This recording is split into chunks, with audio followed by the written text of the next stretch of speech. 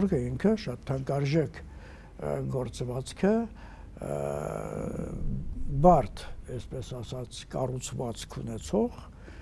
երաշերտ գործվածք է դա, ունենում է հենք, ունենում է միջնաթել, ունենում է խավ, խավային ծածկույթ, դա երաշերտ, բավականին բարդ գործվածք է եւ շքեղ գործվածք է դա։ Գեղազարդման ինքնատիպ եւ հարուստ համակարգ ունեցող գործվածք է, համենայն դեպս մենք այդպեսին գիտենք, ոչ թե այսօրվա կամ երեկվա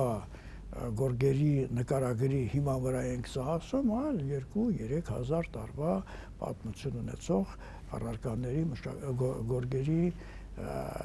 նկարագրի հիման վրա ենք այդքան բանը ասում։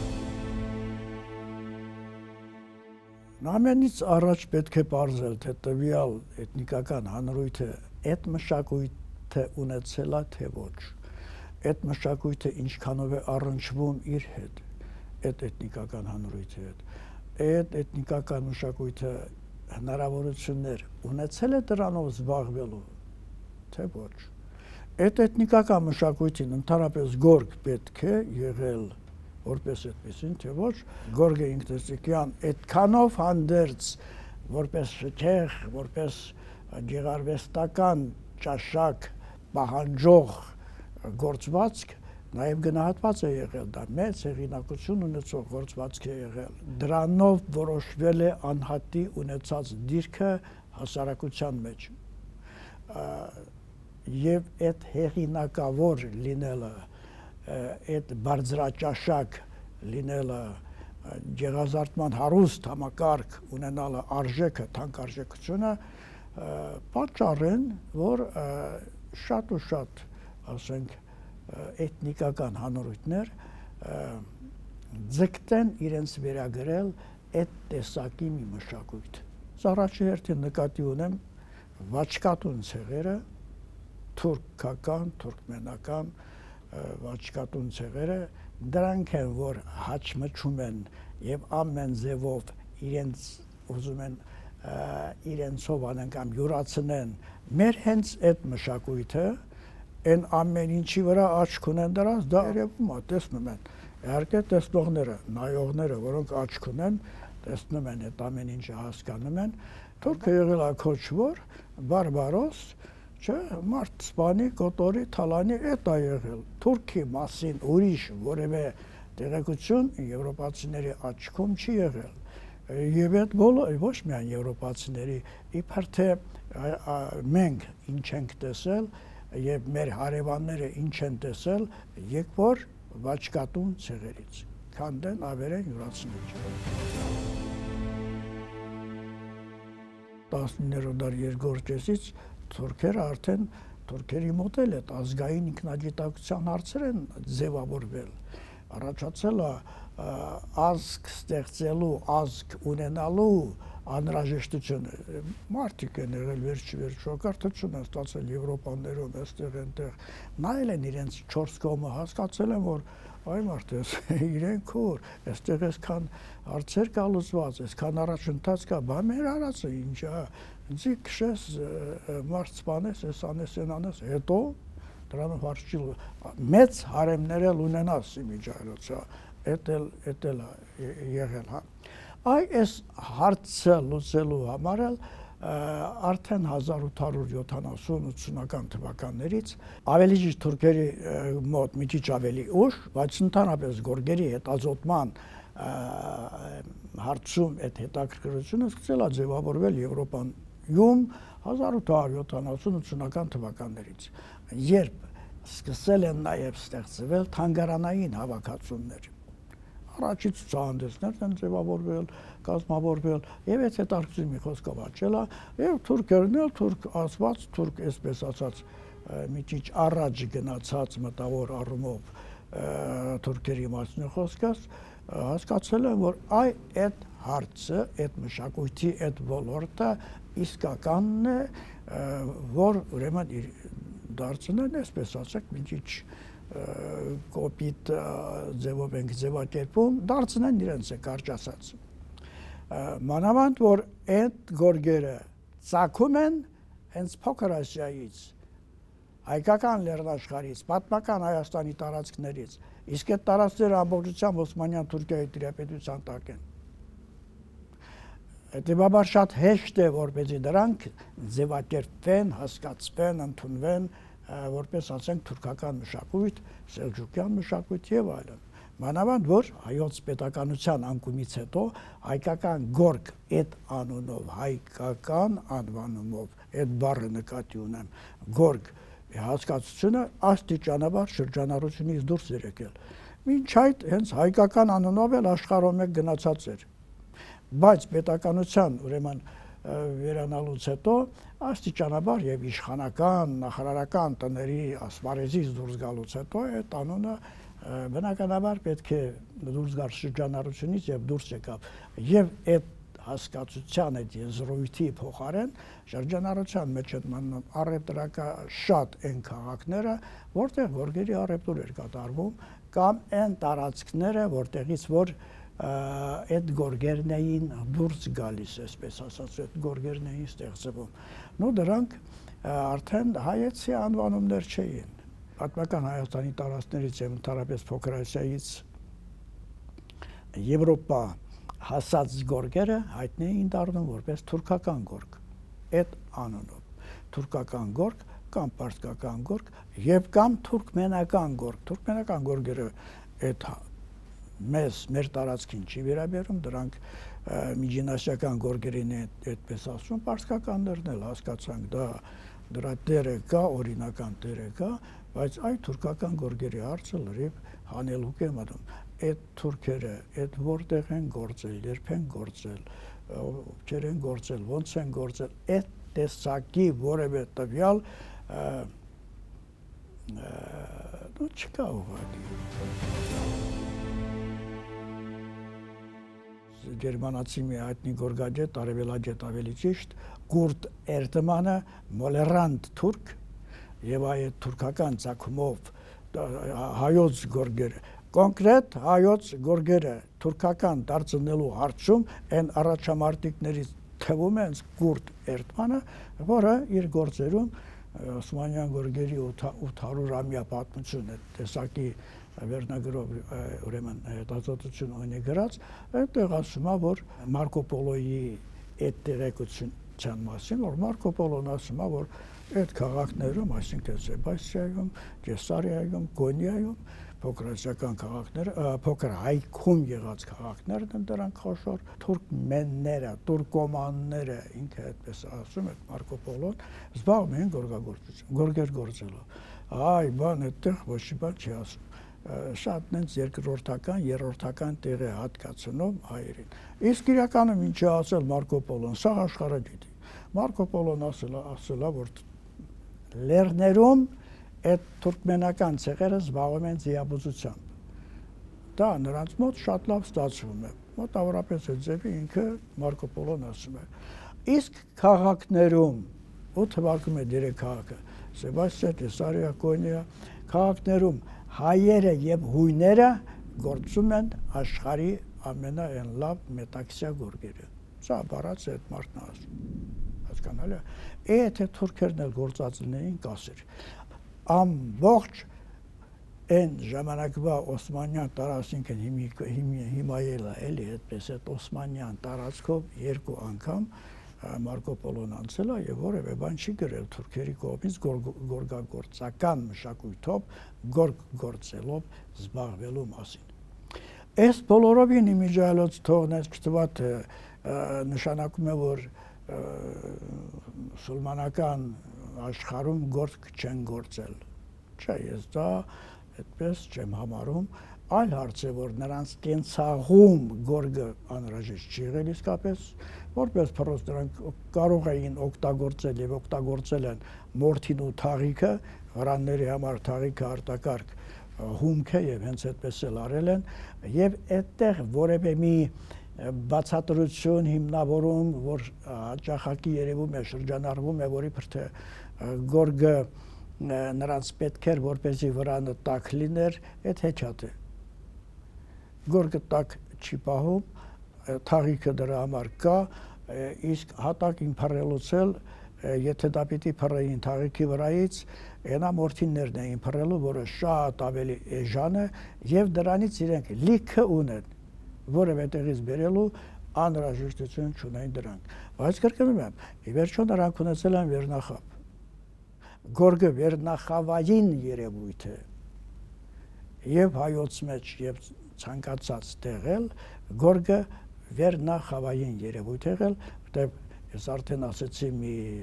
առիթով չէ, որ դա շատ թանկ գործ է, շատ չճեղ գործ է եւ գորգ ունեցողը արաբական խալիֆաթի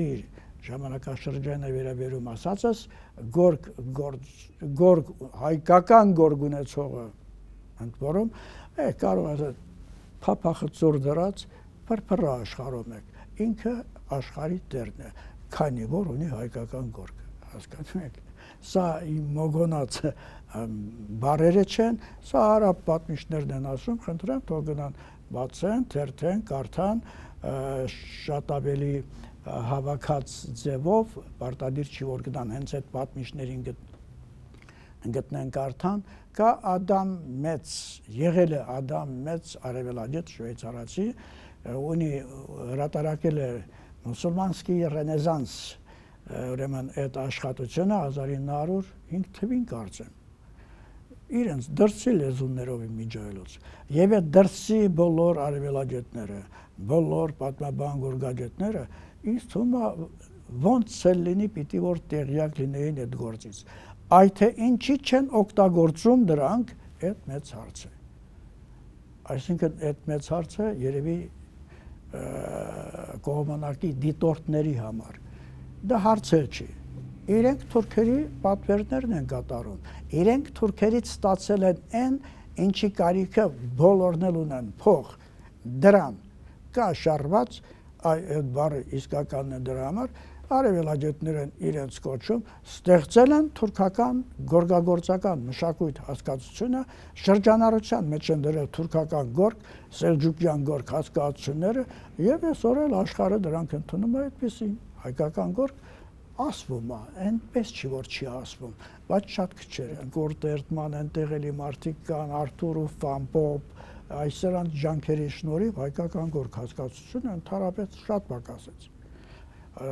հատկապես վիշապագորգերի առումով այդ հարցը շատ պակասեց Կոստանդնուպոլիսում եղել է արդեն վաղ ժամանակներում էլ երևի այսինքն 16-17-րդ դարերում էլ կարծում եմ գոյություն ունեցած կլինեն արհեստանոցներ բայց արդեն 19-րդ դարի երկրորդ կեսից կար Գումկափու կոչված գորգի ֆաբրիկան դա բավականին մեծ ֆաբրիկա էր մի քիչ ավելի ուշ 1890-ականներին Կոստանդնուպոլիսի մերձակայքում փոքրասիական ափին ուրեմն մարմարի ծովի մոտակայքում Հերեկե քաղաք այ Հերեկեում ստեղծվեց երկրորդ ուրեմն գորգի ֆաբրիկան մեծ բանադա բայց այստեղ էլ մի հարց ունենք հարցս որն է մի փաստ ունենք աշխատողները գործողներից սկսած մինչև գորգանկարիչները հայեր են այդ դրանք փաստագրված են այն որ մենք ունեցել ենք գորգի շքեղ պատմություն եւ դա հայտնի է միջայլոց դառնում առաջի հերթին արաբ պատմիչների միջոցով առաջի հերթին նույնիսկ բազիլիկ գորգի արկայությամբ է դա երևում ես ունեմ հետազոտություններ հրապարակված խնդրեմ հետաքրքրողները կարող են կարդան ես հիմնավորում եմ որ դա մերն է որ դա ստեղծվել է պատմական Հայաստանում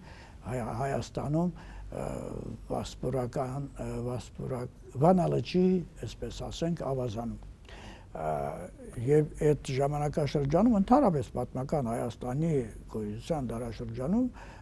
հասկանալի է որ Հայաստանի բոլոր նահանգներում էլ գորգագործական մշակույթը այս կամ այն չափով զարգացած է եղել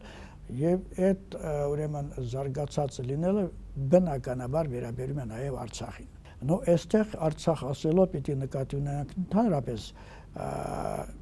եթե գորգերի մասն ենք խոսում մանավանդ պիտի նկատի ունենանք պատմական Հայաստանի արևելից կողմի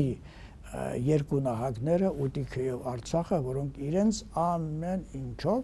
Սյունիքն էլի միջալոց կարող ենք կարող է որ նա Արցախ ուտիղ Սյունիք եւ ես ներառում եմ նաեւ Արաքսպարը, դա Ղարաբաղն է, այդ ամբողջությունը ես համարում եմ այդքանը ես համարում եմ մի ամբողջություն, որտեղ մշակույթի բոլոր գծերն էլ նույնացված են, նույնն են, բարբառը, տարազը եւ ամեն ինչ ընդհանրապես։ Արցախյան գորգերի մասին նույնպես խոսակցություն կա գրավոր տեղեկություն կա եւ դա վերաբերում է 7-րդ դարին։ Թուրքերն ունեն Լաթիվ Քերիմով անուն ազգանունով գորգագետ, նկարիչ մարդ է եղել, ինքը զբաղվել է այդ գործով, թուրքերը, Բաքվի թուրքերի մասին է խոսքս, ամեն ինչ արել են, անում են եւ անելու են, որպեսզի մեր մշակույթը, մեր տարածքները նաև տեսնում ենք, չէ, հաստատեն, ապացուցեն, որ դա իրենցն է։ Սա հենց ինքը Լաթիվ Քերիմովը ինձ է ասել։ 1981 կամ 2 թվերին ես Բաքվում էի, հենց իր ուրեմն այդ կաբինետում ես նման մի վեճ էր գնում, շատ թունդ վեճ, այս մարդը որտես ավել ասելիք չունի, որտեղ փաստեր են, պետք փաստեր չունեն, ասաց որ այդպես արել եմ, անելու եմ, անելու եմ, կարող եք դուք էլ արեք։ 80-82 թվերին ավերաբերում ես ասաց, 55 թվականին հրատարակվել է իր առաջի ադրբեջանական գորգերի պատմություն, այդ այնց բանունի ինքը գրած առաջի հատորը, որտեղ հենց այդ ամեն ինչը իրենցն է համարել, այսինքն շուտ բանից է այդ գործը։ Եթե մենք կարգին ասեինք ժամանակին, իրենք բնականաբար ձենձուն հանելու հնարավորություն չէին էլ ունենա։ Արցախյան գորգերի գծով, գորգագործական մշակույթի գծով ես բավականին ուսումնասիրություններ ունեմ, կա հրատարակված առանձին մենագրություն անգլերեն լեզվով, դրսում է հրատարակվել եւ ինչ ենք դրանով ասում, այդ ուսումնասիրություններում ինչ ենք ասում։ Ասում ենք, որ Արցախը պատմական Հայաստանի եւ իր այդ հարակից տարածքները չմոռանանք շեշտել, դրանցով հանդերձ պատմական Հայաստանի գորգագործական մշակույթի առավել հանրահայտ կենտրոններից մեկն է։ Ինչու է օրինակ առավել հանրահայտ։ Այստեղ մի փաստ կա, մի հանգամանք կա, որը պետք է շեշտել։ Երբ որ խոսում ենք գորգագործական մշակույթի կամ գորգագործության մասին, ես ասեցի, չէ, որ դա թանկ է, բայց գորգագործական արհեստանոցներ, այդ որ ասում եմ բաների մահմեդականների, մուսուլմանների վերնախավը ունեցել, բա հայոց վերնախավը ինչա չի ունեցել, չէ, որ մենք ունեցել ենք արքունական արհեստանոցներ։ Մենք ունեցել ենք խոշոր վանական համալիրներին կից գոյություն ունեցած գորգի արհեստանոցներ։ Եվ դրա մասին մենք ունենք վկայություն 1731 թվին գործված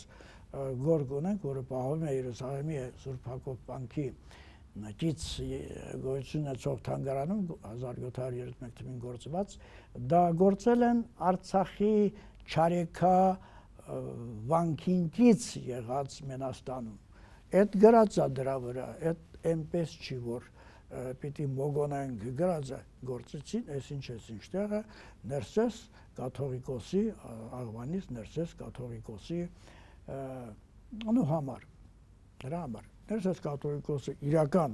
կաթողիկոսը ազնվորություն էր, եղել է, գոյություն ունեցել, եւ մի խոսքով, քանի որ Արցախում պահպանվել էին իշխանական տների այն վերջին շարավիղները, վերջին մնացուկներն ասենք, մելիքական տներում նույնպես կային գորգագործական արհեստանոցներ։ Ես են կարծիքին եմ, որ բացի մելիքանիստ գյուղերում եղած ուրեմն նման արհեստանոցներից, նման ոչ թե արհեստանոց, այլ տնայնագործ գորգագործուհիներ եղել են նաև այդ մելիքական գյուղերի մերձակա բնակավայրերում, որոնք գործել են, հարկ եղած դեպքում գործել են կամ մելիքի ուրեմն պատվերով գորգեր կամ էլ ուղղակի իրենց համար գորգեր։ Արցախյան գորգերի ուրեմն այդ զարգացվածության եւ պահպանվածության հարցը ավանդական գորգերի առումով միջև մեզ գոյատևելու հասնելու հարցը ես հիմնականում հենց դրանով եմ ուրեմն դրանով եմ հիմնավորում։ Գորգերի տիպերը շատ են, այնպես չի որ կարողանանք դա մի հաղորդման մեջ կամ մի 10 հաղորդման մեջ նույնիսկ վերջացնել։ Իմ տիպաբանությամբ ամենայն դեպս 87 գորգի տիպ Արցախի համար առանձնացված են, հայոց գորգերի համար ես առանձնացրել եմ շուրջ 150 տիպ, այնպես չի որ ես ամեն ինչ եմ արել, բայց այդքանը ամենայն դեպս արված է,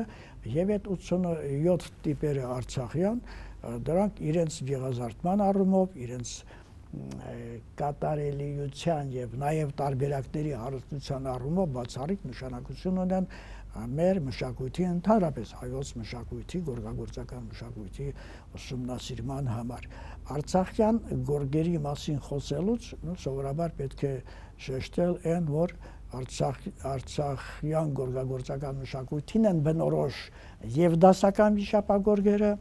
եւ դասական վիշապագորգերի ուժ տարբերակները, այսինքն 19-20-րդ դարերին վերաբերողները, որոնք նույնպես վիշապագորգեր լինելով, այնուամենայնիվ չեն կրկնում կամ չեն, այսպես ասած, ամբողջությամբ ներկայացնում դասական վիշապագորգերին։ Այնպես էլ չի, որ դասական վիշապագորգեր ասելով հասկանում ենք միայն արցախյան ծագում ունեցողները։ Ես այն մտքին եմ, որ իրենք դասական վիշապագորգերը, ես դրանք տիպաբանել եմ 3 տիպի եմ բաժանել, այդ տիպերից յուրաքանչյուրը տարբեր ուրեմն կենտրոնի է վերաբերում։ Ընդհանուր առմամբ այն մտքին է, որ դասական վիշապագորգերի ձևավորման ավանդույթները պետք է փնտրել, պետք է վերաբերեն պատմական վասպուրականի հյուսիս արևելյան գորգագործական կենտրոններին, այնտեղ նաև Գողթան գավառն է մտնում պարտադիր, Արաքսպարն է մտնելու, Սյունիք, Արցախ, Օտիկ, այդ տարածքներին եմ ես վերագրում դասական վիշապագորգերին։ Եվ ինչքան եւ շատ հետաքրքիր է, որ ուշ վիշապագորգերը նույնպես հենց այդ տարածքներին են վերաբերում։ Եվ դա իմ համար շատ կարևոր հիմնավորում է այն տեսակետից, որ դասական վիշապագորգերի ծագումը վերագրում եմ հենց այդ ուրեմն կենտրոններին։ Սա կրկնում եմ շատ կարևոր հանգամանք է, թվարկելու առումով խնձորեսկ տիպի գորգ, դա հենց ուշ վիշապագորգերին պատկանող ենթախմբերից մեկի այն դասական տիպն է, խնձորեսկ ենթախմբի ուրեմն դասական տիպից մի նմուշ դուք տեսնում եք հենց այս պահին, եւ դա տարբերակված է խնձորեսկ կանոնով։ Ընդ որում դա մասնագիտական շրջանակներում է ընդունված եղել, այնպես չի որ դա ես եմ դրել, առևտրականների մոտ նույնպես կա այդ անունը, դա շատ լավ է։ Դա շատ լավ է, որ գոնե 1000-ից մեկի դեպքում մենք տեսնում ենք, որ մեր գորգագործական մշակույթի գորգագործության նշանավոր կենտրոններից մեկի անունը գոնե հատուկ շեշտվում է։ Ընդ որում խնձորեսկը որպես գորգագործական մշակույթի կենտրոն հիշատակել է Աբրահամ Կրետացի կաթողիկոսը 1736 թվականին, եթե չեմ սխալվում, նա երբ մասնակցել է Նադիր Շահի ուրեմն կազմակերպած Մուղանի դաշտում կազմակերպած այն մեծ ուրեմն համագումարատիպ մի արարողության հետադարձ ճանապարհը անցել է խնձորեսկով։ Եվ ինքը այնտեղ խոսում է, որ այս գյուղը խնձորեսկս նախկինում հայտնի է եղել գորգագործությամբ։ Այստեղ համարյա ամեն տան գորգեր են գործել, բայց հիմա քչերն են գործում։ Անոյ ամենայն դեպս հայտնի է, արդեն հասկանում ենք, թե ինչ գյուղի հետ, ինչ բնակավայրի հետ մենք գործ ունենք։ Աբրահամ Կրետացու այդ տեղեկությունը իսկապես չափազանց կարևոր է հայոց գորգագործական մշակույթի, մասնավորապես հենց արևելից կողմի Սյունյաց ուրեմն գորգագործական մշակույթի ուսումնասիրման համար, որտեղ նման տեղեկություններ շատ չեն։ Ասենք 18-19-րդ դարի համար դեռ հասկացանք, կարելի է ճարել 20-ի համար կան, բայց ավելի վաղ շրջանների համար շատ քիչ են եւ դրա համար մենք հատկապես կարևորում ենք նման ուրեմն գրավոր տեղեկությունները։ Այդ ճանապարհը անցնելուց Աբրահամ Կրետացին նաեւ դիզակով է անցել, գիտեք, դիզակը Արցախի մելիքություններից մեկն է, եւ Արցախի այդ դիզակի մի քանի բնակավայրերի մասին, մասնավորապես Հադրութի եւ Տողի մասին նույնպես նշում է որպես գորգագործական գորգեր գործելու ուրեմն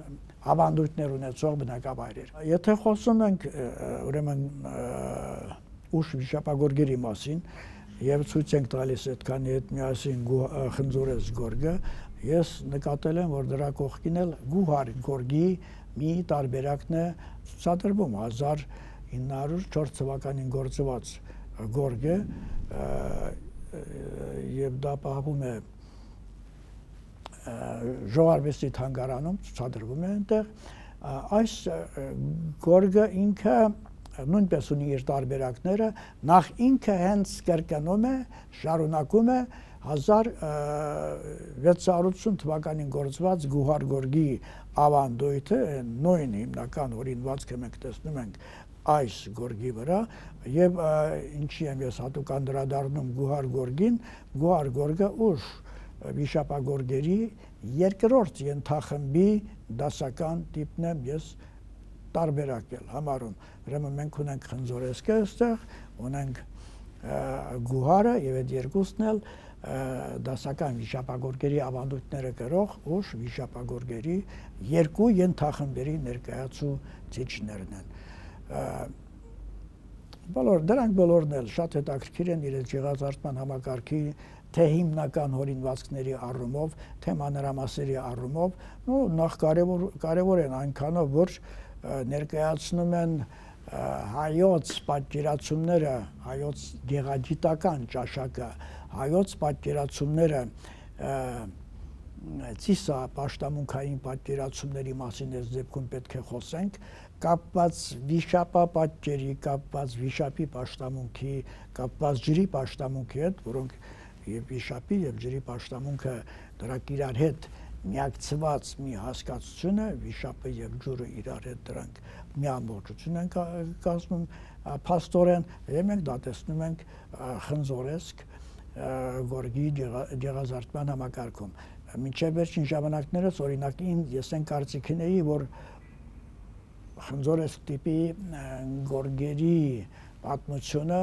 ըստ երևույթին պետք է սկսենք 19-րդ դարի սկզբներից 18-ի վերջ 19-րդ դարի սկզբներից նկատի ունենալով որ ավելի վաղ տարբերակներ մեզ հայտնի չեն, չգիտենք, չենք տեսել բայց դե բարձում է որ այդ չգիտենք, չենք տեսելը դեռ հարցի լուծում չի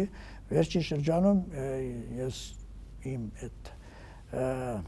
հետազոտությունների արդյունքում գտա երկու գորգ, որոնք վերաբերում են 17-18-րդ դարերին եւ որոնց հիմնական հորինվածքը, վիշապի հորինվածքը նկատի ունեմ, չափազանց մոտ է խնձորես գորգին բնորոշ վիշապի ոճավորմանը։ Սա արդեն լուրջ փոփոխություններ է մտցնում մեր պատկերացումներում, այնպես չի որ եթե ասել ենք 19-րդ դարի սկիզբ կամ 18-ի վերջ, դրան էլ պիտի մնանք։ Չէ, թե ունենք փաստեր, որոնք մեզ հնարավորություն են տալիս վերանայելու մեր ուրեմն նախկինում ասած տեսակետները, մենք դրան կգնանք եւ կանենք դա։ Այնպես չի որ մենք բոլոր գորգերի բոլոր տիպերի համար կարողանում ենք նման մանրակրկիտ հետազոտություններ իրականացնել, նախ դա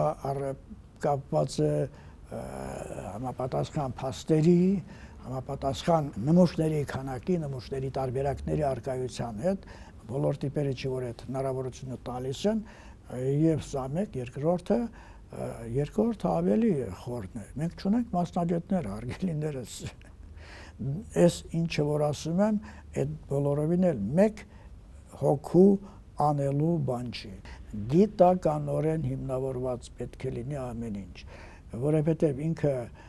գորգագիտությունը, այսինքն սա գիտությունը, այս գիտությունը պահանջում է գիտական մոտեցում, հետազոտական մոտեցում, գիտական փաստերով հիմնավորվածություն ամեն ինչում, իսկ այդ հիմնավորելը այնպես չի որ ասենք մի փաստ թեկուզ եւ Աբրամ Կրետացու իմ վերած այդ փաստը դա դեռևս հերիք չի, որպեսզի մենք ինչ-որ ամբողջական միտք արտահայտենք, դա մենք պետք է լրացնենք լրացուցիչ այլ փաստարկներով, այլ հիմնավորումներով, որպեսզի կարողանանք մեր միտքը, մեր ասածը այնպես ասել, որ մեզ հակաճառելու հնարավորություն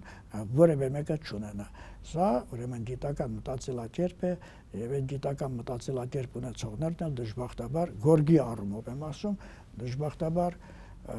քիչ են, շատ քիչ են։ 1919 թվականին, երբ Հայաստանում սով էր, երբ Հայաստանում այն ամենախայտառակ վիճակներ, ով գիտի ինչ էր, թուրք, քուրդ, թաթար եւ այլն, բայց ներքին ամեն ինչը կար, այդ սով գաղթականություն, ծանր վիճակ, բայց կառավարությունը ինչ էր որոշել իր որոշումների մեջ, մշակութային, ուրեմն ծրագրերում ներառված էր Ալեքսանդրապոլում գեղարվեստական գործվածքի թանգարան հիմնելը։ Արդեն իսկ հավաքվել էր 100 գորգ, սա ես Վրացյանից եմ կարդում։ 100 գորգ, դա դժբախտաբար առաջի հանրապետությունը գիտենք շատ դժբախտ ճակատագիր ունեցավ եւ այդ հարցը չկա, բրծավ, վերացավ գնաց։ Գորգի կարևորությունը տվյալ հանրույթի, տվյալ պետության համար ի վերջո հասկացավ նաեւ խորհրդային իշխանությունը։ 1981 թվականին որոշում կայացվեց Վաղարշապատում հիմնել գորգի թանգարան։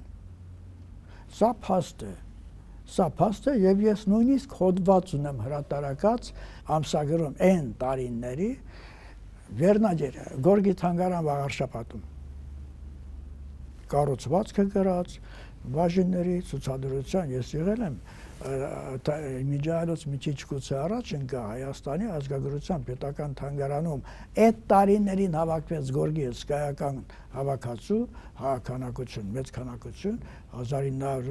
1979-ից մինչև 90-91 թվականները ավելի քան 2000 գորգ, ավելի քան 1000 կարպետ եւ այլն, բայց գորգի թանգարան չեղավ։ Գորգի այդ շենքը, որ նախատեսված էր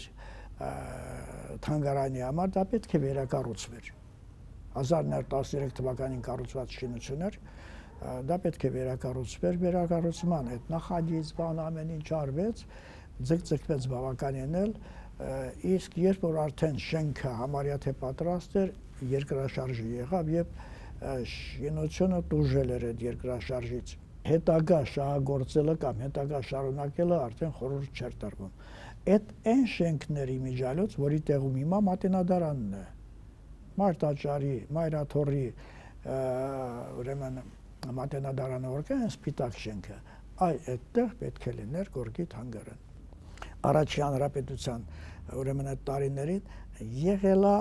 որոշում, գորգի արտահանում արգելվում էր ոսկի, ցորեն եւ գորգ արտահանելը։ Ոսկի, ցորեն եւ գորգ, մյուս բաներ տարիք ախպեր չեն։ Հասկանում եք։ Դա առաջի հանրապետության տարիներին է եղել։ Գորգը մեր ինքնության այն ամենահիմնական տարերից մեկն է, ամենահիմնական հայկական գորգ են ասել։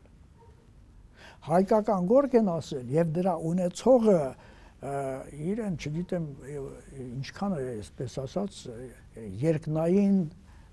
պատկերացրել իրեն։ Հայկական գորգ, որը հարցեր լուծելու հիմնական միջոցն է եղել արաբական շրջանում եմ ասում, զարգացած միջնադարում։ Օրինակներ լիքը։ Թավրիզը գորգագործական մշակույթի կենտրոն է։ Եղել ու կա, այդ այնպես չի, որ ասենք պարսիկները այդ մոգոնում են, չէ, պարսիկների մասին որևէ բան չենք ասում, չէ։ Պարսից գորգերը եղել են, որևէ մեկը ամենայնպես իմ կողմից նման որևէ հարց այդտեղ չունենք։ Հիմա այս մարդը այդտեղի էմիրը Յուսուֆը Ատրպատականի, այդ Ադրբեջանն է միջայլոց։ Այդ Ատրպատականի էմիրը արաբական խալիֆաթի խալիֆի հետ հարցեր ուներ, շատ լուրջ հակադրությունների մեջ էին։ Այդ հակասությունները վերացնելու համար այս մարդը գորգեր է տարել նվիրել։ Հիմա հարց է, ինքը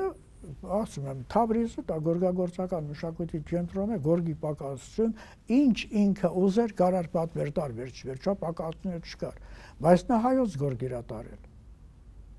Տարել է հայկական գորգեր այդ մարդը 970-ական թվեր։ Մեկ այլ մուսուլման, ուրեմն սուլթան, Սամիջին ասիական է։ Այն մյուսին Ղազնավիդյան սուլթանը, Թուրքմեն Կադիր խանին, այդ անունները առանձնապես կարևորել չեն, էլի այդ նույն հարցերի համար, այդ հարցերը լուծելու համար 500 բեռ նվերներ ա տանում։ Այս 500 բեռի մեջ գորգերել կան։ Այդ պատմիչը, ով որ այդ մասին խոսում է, ասում է, որ դրանց մեջ կար նաև 5 հատ հայկական գորգ։ Այն թե ինչքան գորգեր կային, ինչ էին, ինչ չէին, այդ ոչ մեկին չի հետաքրքրում։ Դրա մեջ կար 5 հայկական գորգ, այդ լուծելու հարցը։ Էս ենք եղել մենք։ Այդ մեր ինքնությունն է հենց, հայի ինքնությունը, հայի շնորհքը, հայի կերպը, բա չարժե, որ այդ հայի կերպը ներկայացնող մշակութային տարը թանգարան ունենա։ Բա հո հաճմճալով չի այստեղ այնտեղ։ Բա մենք այնքան հաճմճալու տեղ ունենք, որ էլ չասած։ Բա մենք ձեն չենք հանում, թուրքն է ձեն հանում, այսքան տարածքը մերն է, բա մեր տարածքները մինչև Դերբենտ են հասնում։ Մենք պետք է ունենանք թանգարան, գորգի թանգարան հետազոտական կենտրոն։